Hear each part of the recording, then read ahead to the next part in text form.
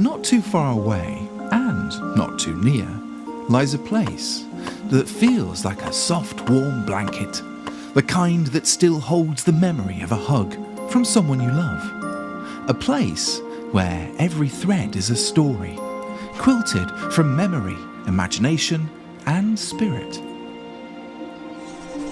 This is Threadbare.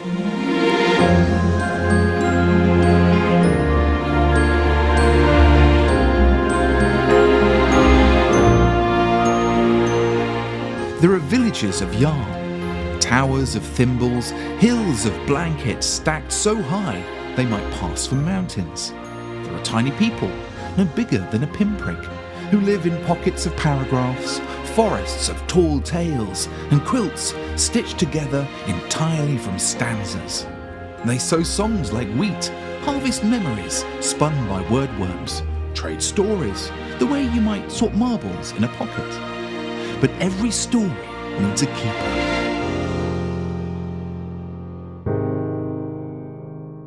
You slept in the drawer of an ancient sewing machine, curled amongst the broken needles and frayed spools. You had nothing, not a stitch, not a scrap, not even a button to your name.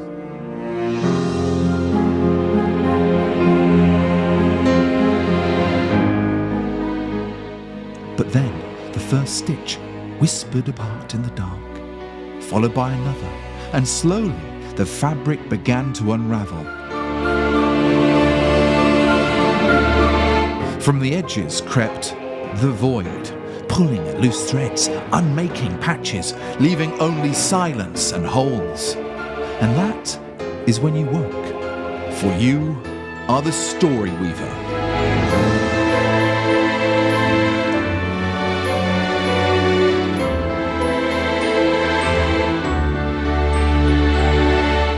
Through story quests, you will gather threads and restore what has been lost, dreams recovered, sorrows faced, worlds rebuilt, one story at a time.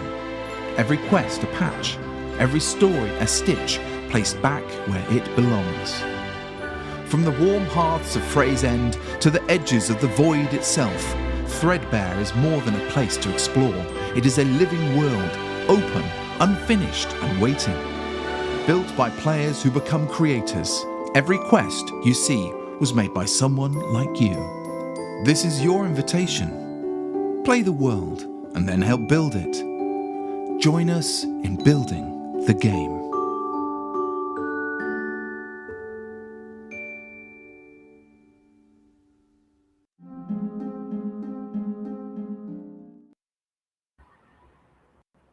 Hello and welcome back to the Loom Lounge. This is the 8th Loom Lounge live stream in our brand new series, and we hope that you are enjoying it.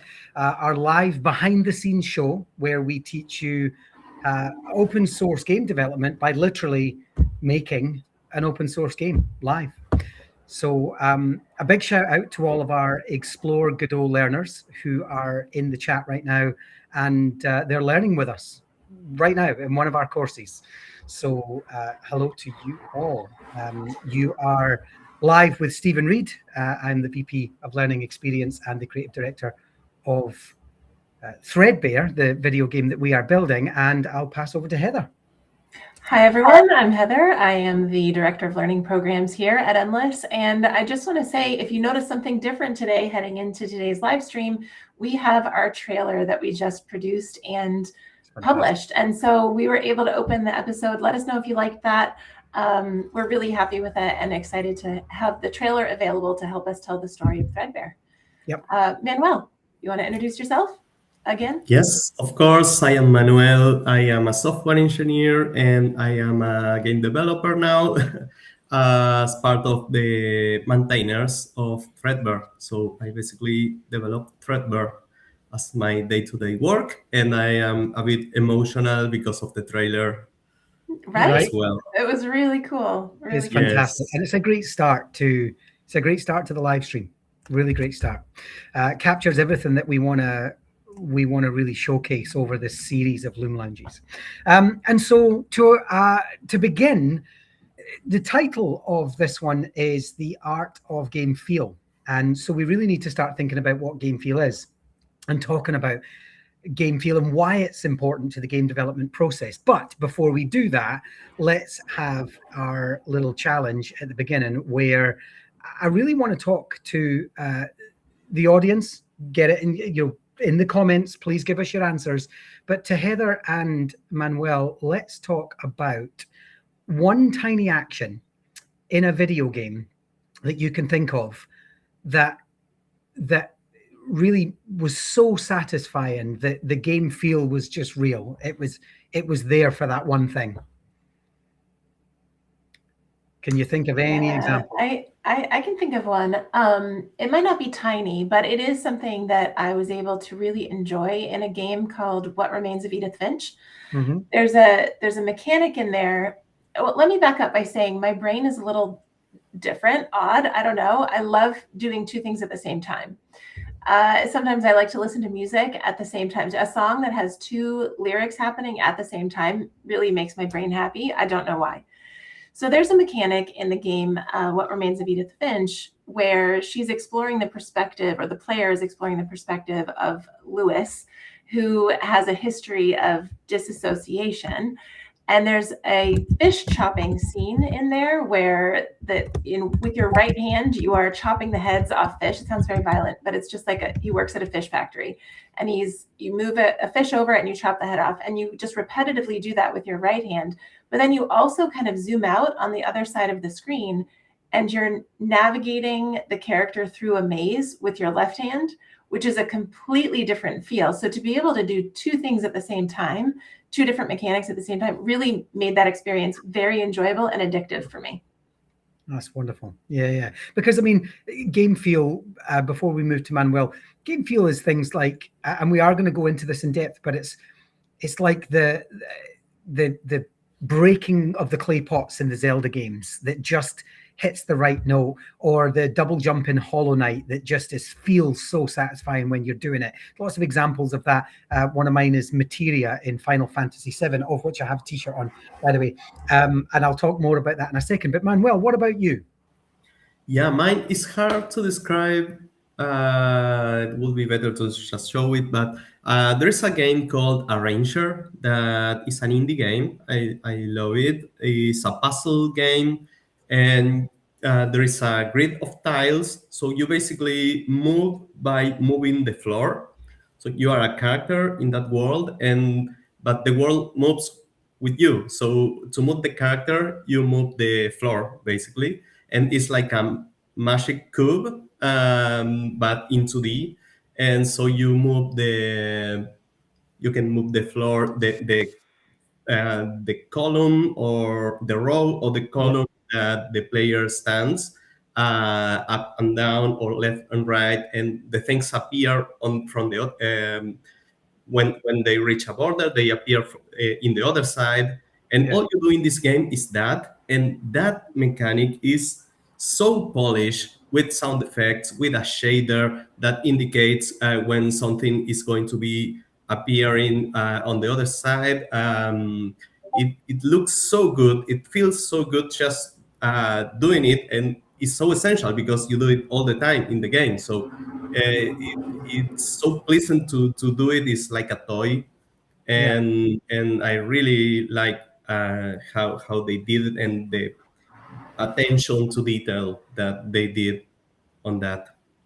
What was that one called, Manuel? Ranger? Arranger. Arranger. Nice. I'll have to look for that. It is. Yes. It's great. It's great on the Steam Deck. You will Deck. like it. Mm-hmm. It feels very, very good on the Steam Deck. Yeah, I love that example. Arranger is a fantastic game.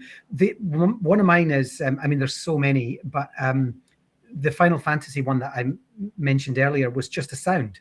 It's the sound of materia, which is like a little kind of elemental crystal, and you would place it on a piece of armor when you got it. And specifically the PlayStation 1 Final Fantasy VII, though I think as it's developed, they've maintained the same sound effects. And the sound, I can still hear it right now. I mean, I can't emulate it, but there's a sound that is only that sound, and it's so beautiful, and it sits in my head. And all it is the sound of a crystal being placed inside a slot on armor. Oh, I absolutely loved it. But my other more functional one was Blink in the Dishonored series, which is basically you move around a 3D world and you effectively look somewhere and then you hold the right mouse button and you appear there. So rather than walking or flying or climbing or anything else, you just blink to where you want to go. And navigating these cityscapes in Dishonored just became so natural to just like look up at a windowsill and go, whoop, and you were there. Sound effect, polish that had a sort of a slight blurring animation, and you just appeared there. So you could be above a guard or blink behind a guard and they would have no idea you'd gone there because you effectively disappeared from one place and appeared in another. Oh, it's so enriching as a gaming experience. I absolutely loved it. So much so that just for Blink, I have played Dishonored multiple times just for the joy of using Blink. So excellent. So thank you. So now we need to dive into what is game feel. We've given a couple of examples of what satisfying game mechanics or game sounds or game assets might look like, but it's the feel that really matters. And so, you know, you can have the best concept art in the world. You can create the best game. I mean, we love our visuals, right? In the back of the game, we can do all of that stuff. But when you come to then produce it, you know, you hand someone a controller and say, go play this. And they just don't feel it. Maybe you don't feel it yourself. You do a play test and you're like, hang on, that's not right. And so it's really about the feeling that you get from playing a game rather than the immersion into the graphics or whatever that is. Is that feeling always positive? Well, that's the question, actually. Let's discuss. What does game feel to you? Yeah, I mean, I think it can be positive, but there's also moments of frustration. And sometimes those can be a good thing, right? So like a moment of frustration, as long as it's not too overwhelming, might push you in the game and might actually help you find success. Yeah. So there might be intentional frustration that is a game feel that's not necessarily positive, but has a positive result, if that makes sense. Yeah, or absolutely, or necessary. And you know, one of the examples is when your character is weighted down. And that can be a complaint, right? You play games where the more equipment you take, the heavier your character gets, the slower they walk and the slower they respond with a sword or a shield or whatever. And I found myself complaining about that so often, but actually without it, the game is much easier. Too easy, yeah. And it doesn't really, it's not reality, because let's face it, if you're wandering the wastelands of a post-apocalyptic landscape and you decide to pick up 3 car doors. One does. Yeah, like you pick up 3 car doors, a bucket of nuts and bolts, and 5.5 tons of food. You're gonna feel the weight, and so you need that. You absolutely need that. And so, yeah, that's not always a positive experience. Game feel, it doesn't always need to be positive to be necessary, or at least act as some sort of learning system. Yeah, it can also depend on the kind of game. Like in a horror game, for instance, it's natural that you feel scary, right? Yes. Yeah. And sometimes you want to run away faster than the game lets you. The thing is coming, and you know the thing is coming, and you can't run because you've just got a standard kind of movement, and it's frustrating, and it creates feeling, it creates emotion inside. Yeah, the pressure. Inside people, and that's it, right? That's what we're trying to do, because that's the thing about games, is that, and we feel this with other types of media, like you read a book, and depending on the type of person you are, you can get very immersed in that book and you can feel anger towards a character or empathy towards a character. And films are no different. You know, you watch The Lord of the Rings, giant epics like that, and you might find yourself empathizing with one character, feeling anger towards another, disappointment. There's a fear moment where you just need to know that Aragorn's going to get away or whatever. And some people really buy into that. I think games do that on another level, because you are the controller. You're invested in that character. In fact, very often you are that character. And I think that's really, really important.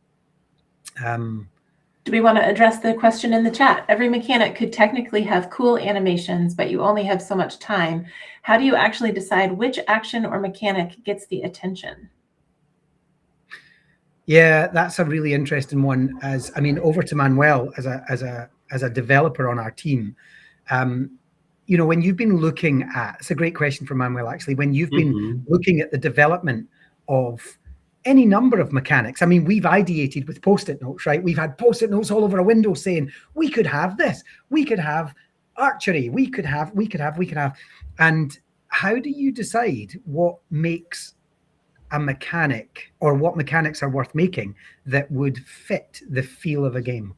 It's a great question because an animation can also be distracting. If is for instance, we had at one point a task for adding adding animation to the musician in the musician quest, and there was one learner who worked on it a lot and iterated and iterated, and what this learner was doing was fantastic. It was a great animation, but at the same time, the player is trying to think and making trying to solve a puzzle. Yeah. So if the character is there distracting the player, it could be a bit strange. So and the initial animation, I think you, Stephen, or you, Heather, did it.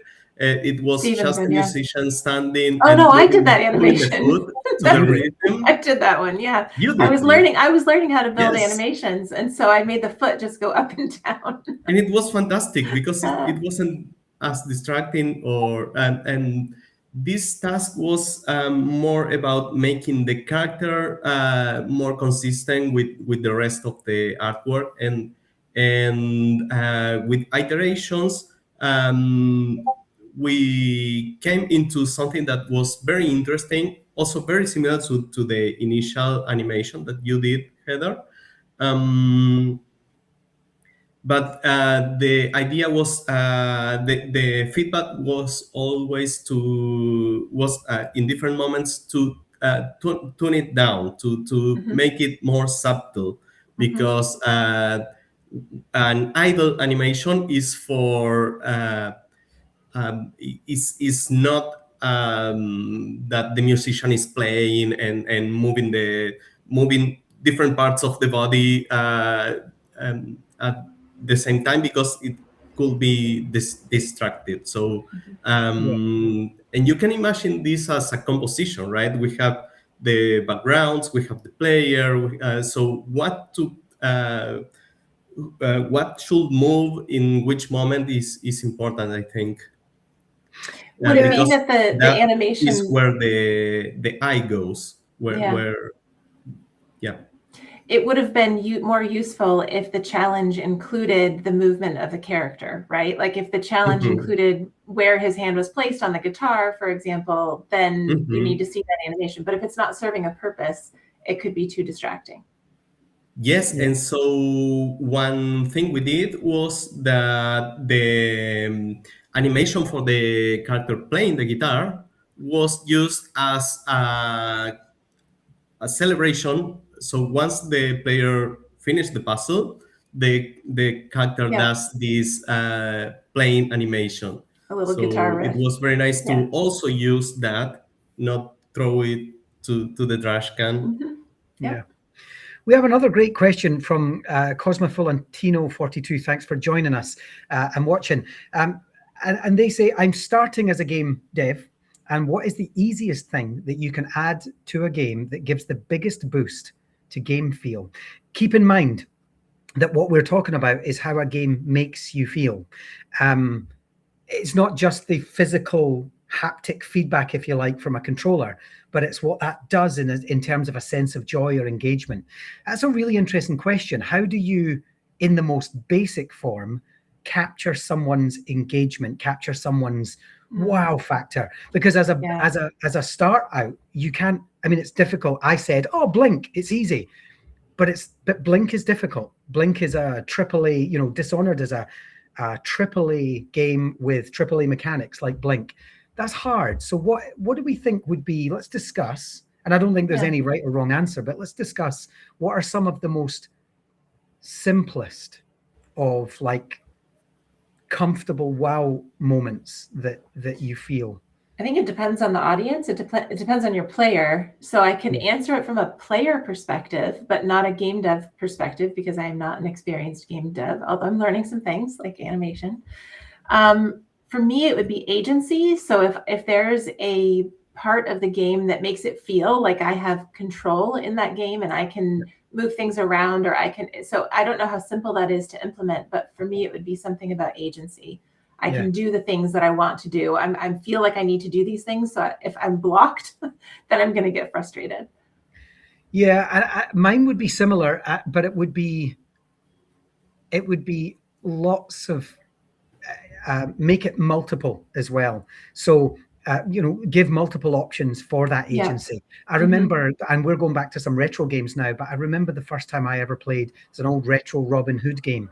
And I remember realizing as a young player, I remember being like, oh, I can move this, I can move here, and I can climb up. And we're talking basic, like you could move around an Amiga screen, video game screen. You could climb a ladder onto the castle ramparts. Then I realized that you could like shoot the barrels, not just the people. And then I realized that, you could then, in shooting the barrels, it created oil. And if I then lit my arrow and shot the oil, I could create a small fire. And now that sounds like a lot to build out, but those were all small things that were actually incidental to the success of the game. Setting fire to barrels didn't actually matter, but it was a cool thing to do. It was a small mechanic. It was a small mechanic that made me feel like I could manipulate this world in ways that maybe other players hadn't. Other players had gone straight to the castle and done the mission. But what I did was I set fire to all the barrels. Yeah, it's one of the ways that games are different from other forms of media, right? Like you watch a movie and you can't control anything in it. You can't decide where the hero goes or what decision the person makes. But in a game you can. And so to lean into that, because your audience is playing a game. So if you can give them a sense of control or agency, I think that's appreciated. And Manuel, that's what you've actually done on our team brilliantly, is as a game dev team, you've created a series of mini games to both Heather and I's point that empower our players to run when they need to run, walk when they need to walk, deflect when they need to deflect, attack when they need to attack, grapple when they need to grapple. And these are all relatively small. I mean, if you consider them part of the wider game sphere, none of them are overly complex. But the players have lots of choice and lots of agency in Threadbare. Yes, absolutely. Going back to the question, I was thinking in music, because music changes the game feel so much. And interactive music changes it a lot. We are going to see an example later, but that is impressive. I was looking today and the first iterations of this and then how it changed with music is amazing. But other things that are easy, I think, camera movement is something very easy to add and is something we are playing more lately in Threadbare. Then the control vibration is also a simple thing to do, and also with camera shake. That's in Threadbare is just changing some parameters, and then you can move the camera and also vibrate the controller if you can play with one of these. Other thing is adding a layer of let's say shader to the wall scene. That is also something that we have in Threadbare. We have that is almost ready to go. You just put it in your scene and then you can make it rain or make it cloudy, and that changes the atmosphere. Like an environmental, Yes. Yeah. I think before we move on to a demo, because I do think we should show a lot of this, because it is hard.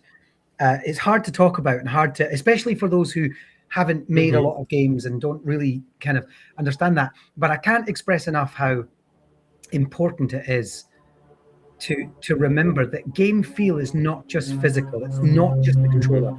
It's psychological, it's emotional. It's all about how do you make players feel. And so when we say we're making, and this comes down to genre as well, we're making a cozy adventure game. So intrinsically, we really need to make sure that we make people feel cozy and we make them feel adventurous. That's it. If we're making a horror game, we really need to make people feel frightened and scared. If we're making a military simulator, we need to make people feel empowered and logical and strategic. So one of the questions we ask ourselves as we develop, and from my position as a creative director, is what is it I need my players to feel? What is it I want my players to walk away from and go, that was a cozy adventure. I felt cozy, I felt warm, I felt it was cute. How do we do that? Not just in assets, but in mechanics, in control systems. How do we do that? It's that satisfying fulfillment of what your vision for your game is. So let's move on to a demo. Manuel, do you want to share your screen and move through some of the stuff that you've been working on? Yes, absolutely. I can actually show, so this is a level that Will created, or maybe let's say Will has attempted a number of prototypes for making the floor of the world disappear, basically. And there were like 3 attempts, I remember. And one of them was with a visible character. And the Yep. visible character was what became the Void, which is the Void as an enemy that follows you, right? Because the Void is the multiple things. But I can show you the first iteration of that. And this is it. I can turn on sounds, but it doesn't have any. So you can see back then the camera was a bit closer to the character, and there was that enemy there, and starts following me, and I had to run, and yeah. So the storyboard was a placeholder, really. Yes, and it the was a white placeholder. Yeah. The cloud was white, and so that was the first iteration of that. Yeah, that's great. Let me see if I can complete it by running. But yeah, it was difficult. This didn't have much playtesting. With playtesting, we later made this less harder. But you can see the things are still here, right? And the monk was a musician. And yeah, so this was the first iteration. Then I think Manuel, in that first iteration, you said Yes. that there was feedback that it was too difficult, it was too stressful for the players. Yes. Yeah. Yes. For instance, there was a particular tree that you always collide Yes. with that tree, and the enemy catch you. And then we changed the cloud to be dark instead of light. So it was like that. Nothing else changed. Then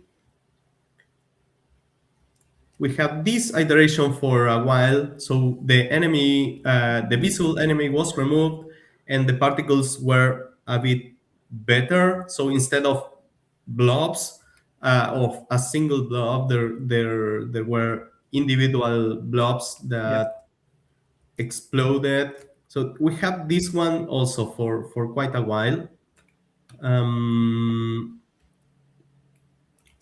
And now let me. And while you're changing that, there's so much goes into each iteration that we see. There's so many little considerations, changes, things like it's not just are the control systems, because walking was difficult. So then we are able to add a run mechanic.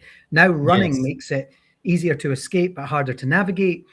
Then we find that the actual tile map itself was problematic because there was a tree in the way. And so Mm-hmm. for those watching that are wondering how you capture that game feel, it's never just one thing. It's never just a control that's missing. It's never just a mechanic. It's never just a game feel comes from the collective. That is, don't rely on your artist to nail your game feel, because it might not just be the artist's job. It's everyone's job in the team, across the org, across the studio, to kind of really eke out that game feel. I'm also hearing that every field is plusing to that effect. Yeah.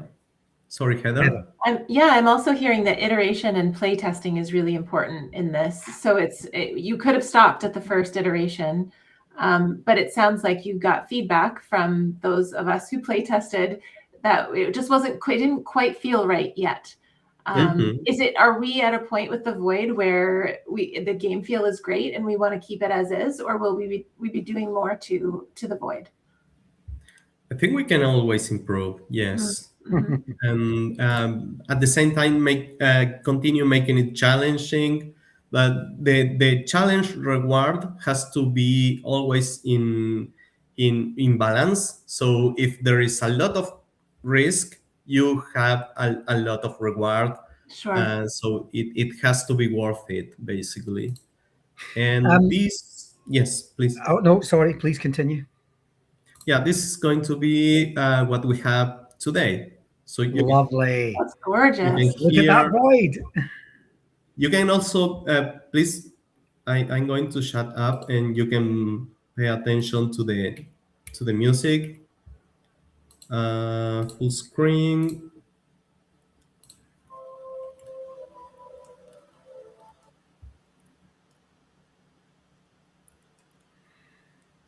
By the way, this person tells you that you need to cross the archipelago. Okay.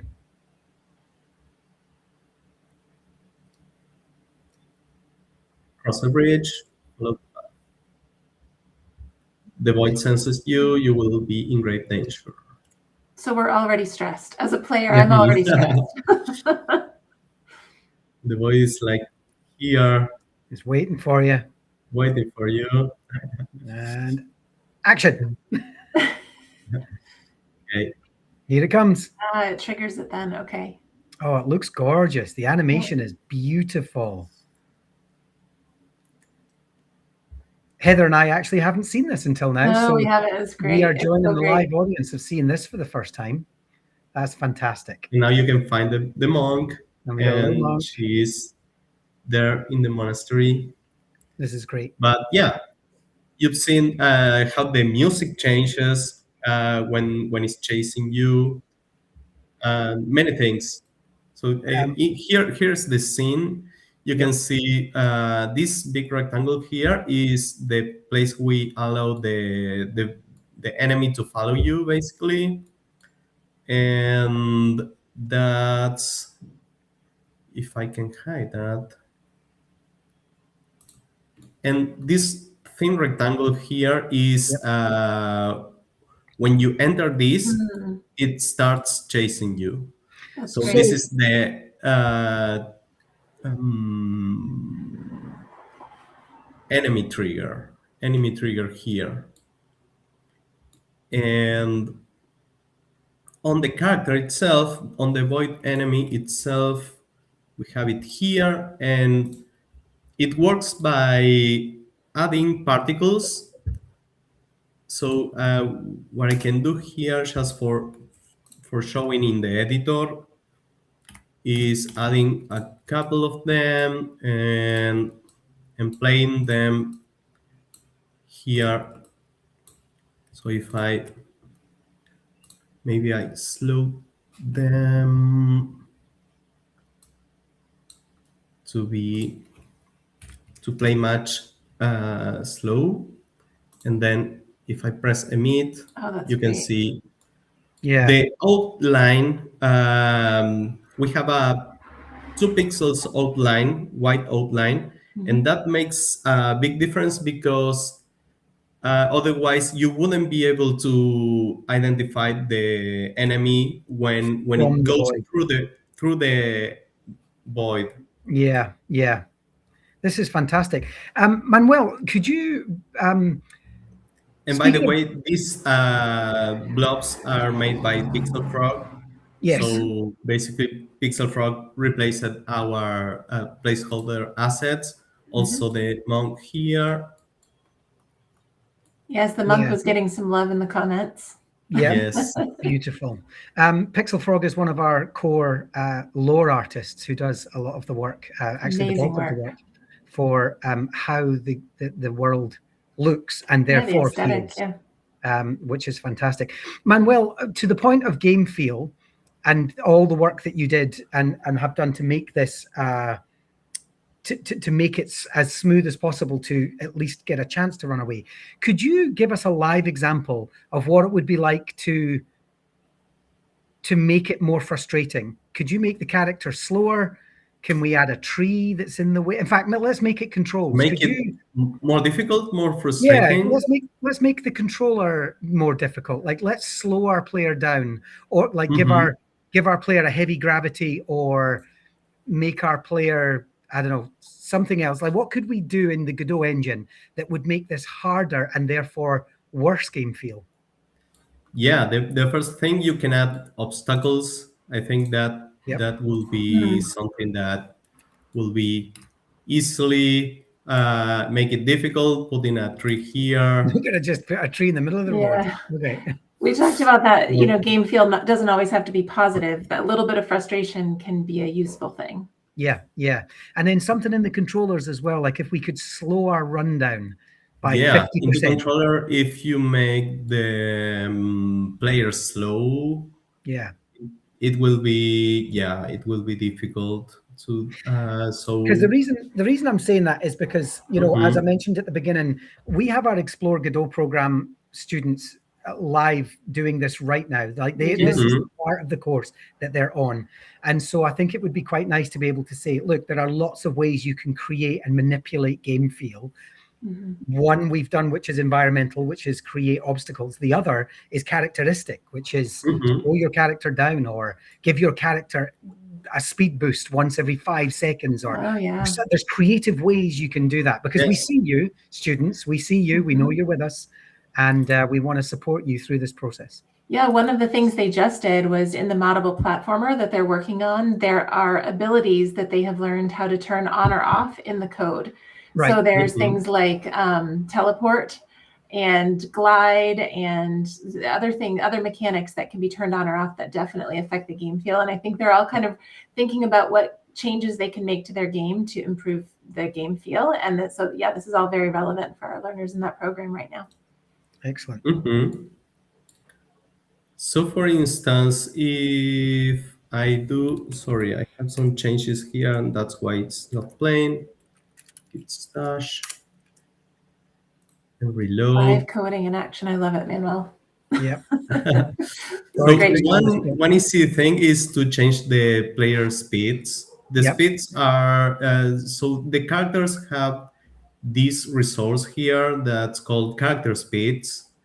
And we can make it walk slowly or run slowly, or even change the transition between walking and running or stopping. That will make it look like slipping on ice. So like a slide. And that will be that will make this difficult. Yeah. Do that one. So for some reason, I have an error here.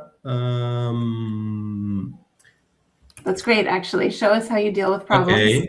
Yeah. Show us how you stay calm. Okay, I have, yes. I have changes that I should stash. And now, reload. Let me close. Because I was reviewing Will before, and I have changes. Now I don't have any changes. Is this about version control, Manuel? Is this a version control issue? Yes. This Yes. is important to note, though, while we're watching Manuel do this, that first of all, this will happen to all of you. And secondly, make sure that you are not doing this on some kind of main build. Yes, right. If you're doing demos, if you're doing playtests, if you're thinking of tweaking and changing something, always make sure that you either Absolutely. you branch out and you do that independently. Yep. This is something that changed on May. We have all learned that the hard way, I'm afraid. Yeah. And even our seasoned engineers struggle with this. Okay, the Genius game will be plays out. now. Okay, here we again. go. So this is it. And let me keep this here, and at the same time I will try to change the speed. So I want to keep the game playing. Yep. And be able to change it live. So now wow. the load speed. Oh yeah, much slower. I don't think this is working. Oh no, is it not? It looked as if he was struggling there. Maybe this is not emitting the change signal, but so I cannot change it live. I would love to change it live, but yeah, now. Oh yeah, super slow until you're on a bridge. Slow, and I can only run. Yeah. Okay. The stopping step, if I reduce this, I think the higher value will stop the character immediately. So if I make it very slow and play it. Oh yeah. So it continues going. Oh yeah, so this is much harder. So this is Manuel, like, go. You can do it. I am basically go. What do you know? Almost there. But yeah, it's a bit frustrating because maybe I can make it I'm noticing as you do this.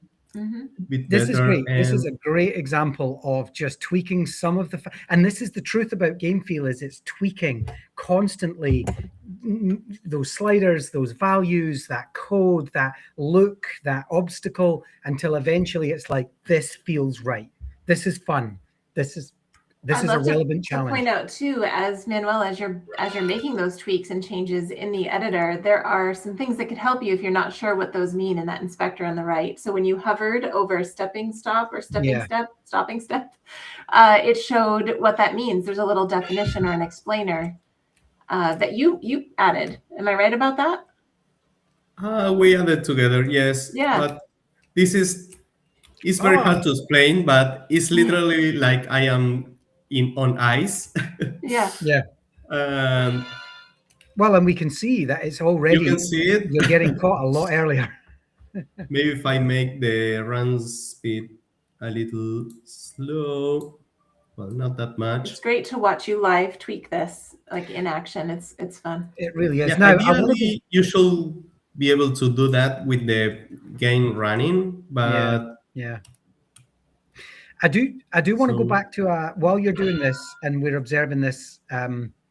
Oops, that's very slow. I do want to go back to a question from Lars. Lars has been very active in the chat. Thank you, Lars. And that question was, how do you know what feedback to accept? And I mean, I might be wrong about this because I don't sit on the dev team, but from a creative direction, how do you decide which is useful? Thank you, Lars. No, Lasser it is. From a creative direction perspective, I say all feedback is useful. I need to see everything.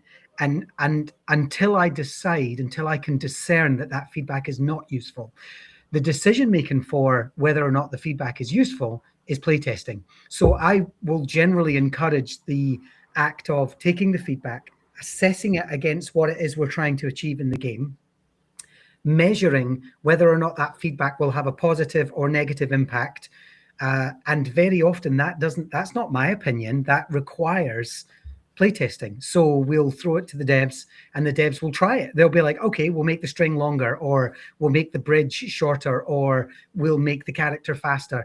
And then we playtest. And we can discern from that whether or not it's useful. So all feedback is useful. You can then choose which feedback you'd like to act on and playtest. Lasser also asks, when designing this, how do you find that sweet spot? You make it fun, satisfying challenge without crossing the line into a rage quit moment. We should do a whole episode on rage quitting, because I've got lots of examples of that. Yes. Yeah.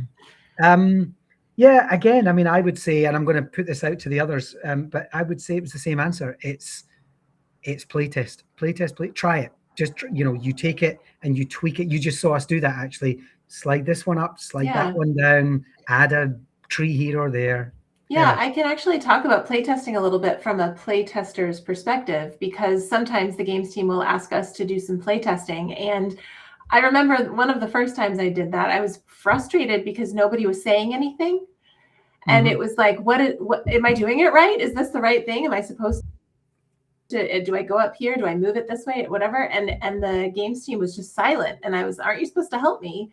And that is how you play test, though, so that the games team observes us playing, finds our frustration moments, and then can decide, oh, we should have pushed her a little bit more, or we need to ease up a little bit on that particular mechanic or the chase. I remember being very frustrated by getting caught by the void several times. And I think that, that has played into the game a little bit. So it's a natural playtesting environment is really important. Yep.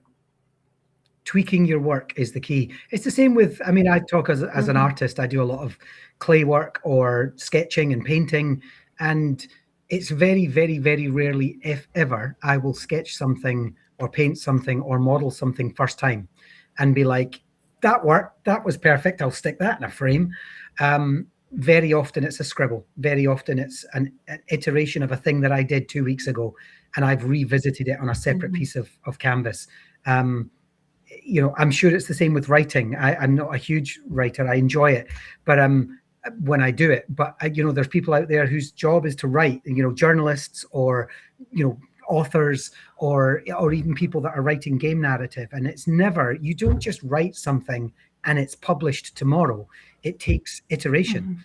It takes tweaking. It takes running it by people. It takes opinion and playtesting and all of these things. Don't be afraid of that. That's part of game development, is spending the time doing that. In fact, if you think, and this is not to take anything away from anyone's talent, because there are some incredibly talented people moving into game development through our courses, but this is not to say that you are not talented in that way. But even the most talented people in the world have to iterate. Well, except maybe Tracy Emin in The Unmade Bed. I mean, she just got out of bed and then apparently that was art. But apart from that, you will have to iterate on almost everything you do in your life. Now we're getting like philosophical.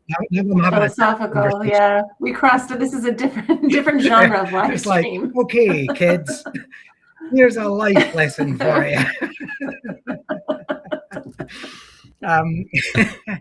All right. Okay. So listen, Manuel, that was fantastic. Thank you so much for those examples. Before we sign off, and I love just talking about this stuff, do we have any questions from the audience, or do we have anything between us that we'd like to just really note on game? Yeah, there may have been a question or two that we missed. They were coming in, and I'm not sure if we got them all. So I don't know if our producer wants to put some of those back up if there were some that we missed.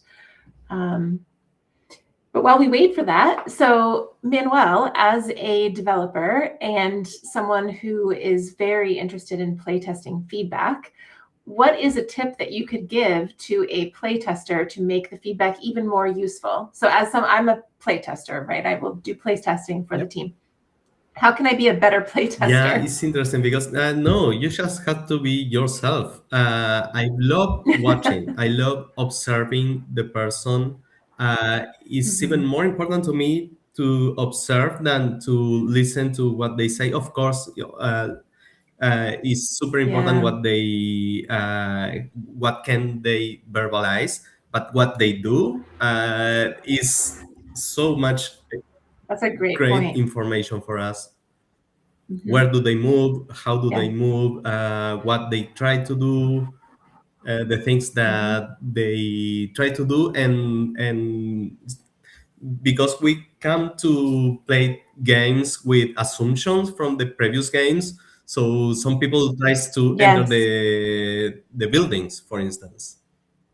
Sure. Yeah, that's a great point. I like that we carry with us our stories from before, our gaming stories, our gaming past comes with us to a new experience, and playtesting is valuable because of that. That's great. There was a question there, but I missed it. It was a long one, so I didn't. I saw it. You got it? So the question was, you get the vibe of the game perfect. You've nailed it. Do you think people even notice? Like, you've done all this work, you've spent months making it happen, and then, you know, the thing, there it is. Do people notice the tiny things like the dust particles or the camera delay, or is the goal to make them feel it completely subconsciously? It's an excellent question, and I have some real thoughts on that. In fact, I wrote a blog post about just this. But I am going to open it to Heather and Manuel first.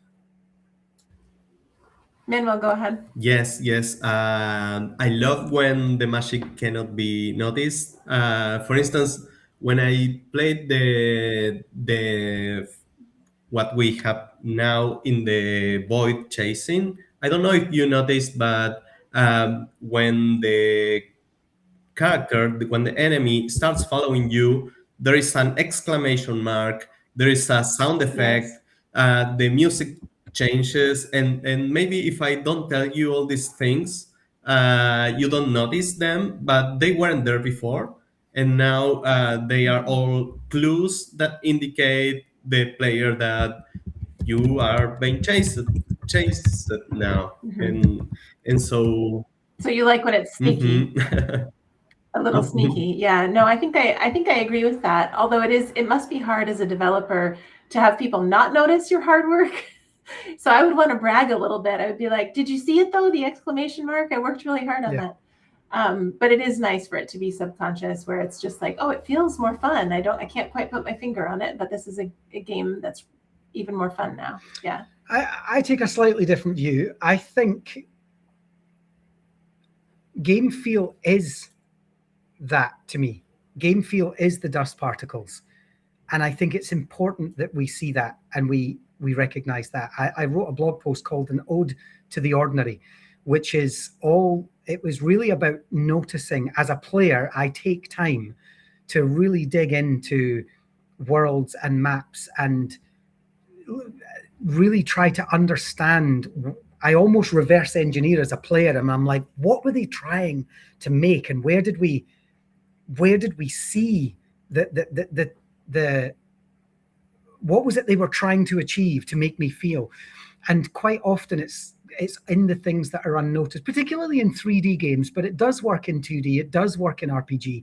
But for me, it's like, I make a joke in the blog about how I have very often been the reason that my entire squad has lost a game of Call of Duty, because I was lying under a Jeep looking at the rust that some developer made, and there's you know, that some art developer has made the rust on the bottom of a Jeep, and I'm like, look, there's rust on the bottom of the Jeep. Why would they do that? And then it blows up, and all my friends are gone, and I get the blame for that. People are like, why were you looking at rust on the bottom of a Jeep? Or there's another world with falling leaves. It's autumn time and there's falling leaves, and I go over and I check if the drains have been blocked by the falling leaves, because that happens in real life. In autumn, you can get flooding because the leaves that fall from the trees block the drains. And I go over to the drains in the game and I look down and I'm like, well, that's not real, because the drain doesn't have leaves in it. And I'm like, they missed that. For me, game feel is in the details, and I do want to see it. I do want to find it. I do want to reverse engineer it. But I think that might just be me. I'm sure there's other players like me, but I'm kind of obsessed. especially even with our own developers, I'm like, Manuel, how did you do that? Like, what does it look like? Why is he so fast there and slow there? And like, why does the void start at the bottom of the game and not at the top? Was that a design choice? Like, I really want to break it down with them. And I think as game developers, if you're watching this and you're a game developer, I would encourage that. Question everything, look at everything, find everything, and then reverse engineer it and apply it to your own development learning, game development learning. That's a great point.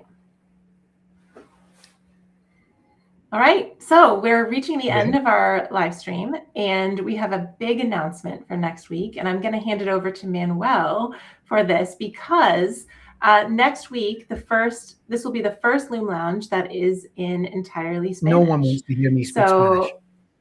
Yeah, Manuel, will you do us the honor and explain what next week's, and it's a perfect transition, actually. We were just talking about playtesting. So we're really going to kind of hone in on playtesting next week, but it will be hosted by some of our amazing employees who speak Spanish. Manuel, go for it. Yes, of course. Oh, do I have the mic on? Yes. Yes, you do. Yes, you do. Okay, so I will turn to Spanish. El próximo jueves vamos a reírnos de la caótica realidad del playtesting. Compartiremos nuestros momentos más brutales recibiendo feedback en Threadbare y queremos que ustedes vengan al chat a contarnos sus propias historias. Les prometemos que cuando alguien rompe su juego, en realidad es lo mejor que les puede pasar. Así que están todos invitados. Nos vemos el próximo jueves en el lunch. Wonderful. Goodbye. That's amazing. Thank you so much. Manuel. And thank you. I mean, that remains just to say thank you to, first of all, everyone in the world who joins our courses and works with us, but very specifically, thank you to the huge number of Spanish-speaking and significantly Latin American learners who are moving through our courses and learning game development and joining the industry through those pathways, and using Threadbare as the onboard to do that. Yeah. You can see that we've got some amazing Spanish story quests in the game that have been the first ones, actually. The first ones that were added were in Spanish, and so we love being able to represent that language very strongly in this. Some of our richest contributions come from that community. So thank you so much. And with that, thank you for tuning in. This has been amazing as usual. Thank you, Manuel, for the live demos, which I do not envy you. Don't envy you that. That was well done. Thank you, Heather and Stephen. Yeah, thank you. Super great. Thanks, everyone, and see you next week.